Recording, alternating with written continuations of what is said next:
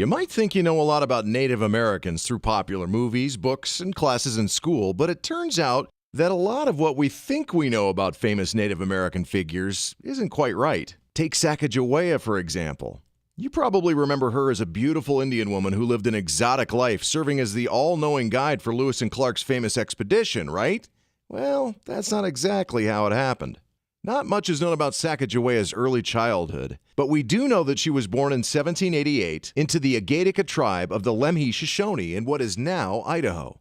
In 1800, when she was about 12 years old, Sacajawea and several other girls were kidnapped by a group of Hidatsu Indians. She was taken as a captive to a Hidatsu village in present-day North Dakota. Then she was sold to a French-Canadian fur trapper named Toussaint Charbonneau. Within a year or so, she was pregnant with their first child. Soon after she became pregnant, the Corps of Discovery arrived near the Hidatsu villages. Captains Meriwether Lewis and William Clark built Fort Mandan there and then started interviewing people to help guide them on their perilous expedition. They agreed to hire Sacagawea's husband, Charbonneau, with the understanding that his lovely wife would also come along as an interpreter. They figured her very presence would help any encounters with native tribes along the way. As Clark noted in his journal, "A woman with a party of men is a token of peace." Shortly thereafter, Sacajawea gave birth to a little boy named Jean-Baptiste Charbonneau. Clark called him Pompey. She carried Pompey on a board strapped to her back as the Corps of Discovery forged on. Besides interpreting the language when Lewis and Clark encountered Indians, Sacagawea's activities as a member of the Corps included digging for roots, collecting edible plants, and picking berries. In 1805, the boat they were riding in was capsized. She dove into the water, recovering all the important papers and supplies that would otherwise have been lost, including the journals and records of Lewis and Clark.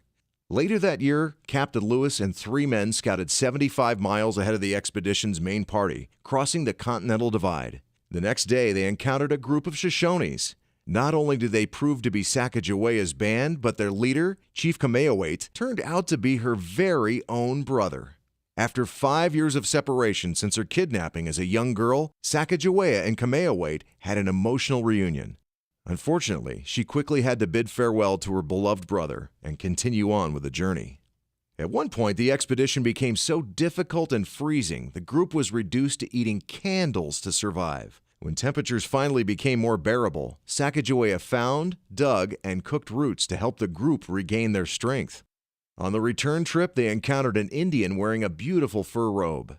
Lewis and Clark wanted to bring the robe to Thomas Jefferson as a gift, but had nothing to trade for it. So, Sacajawea agreed to trade her most precious possession, her beaded belt, for the fur. A little over 2 years after the expedition began, it was finally over, ending in St. Louis. Today, we learn about Sacajawea in school as a heroic guide, but her life, like most everyone's, was much more complicated than history books sometimes give her credit for.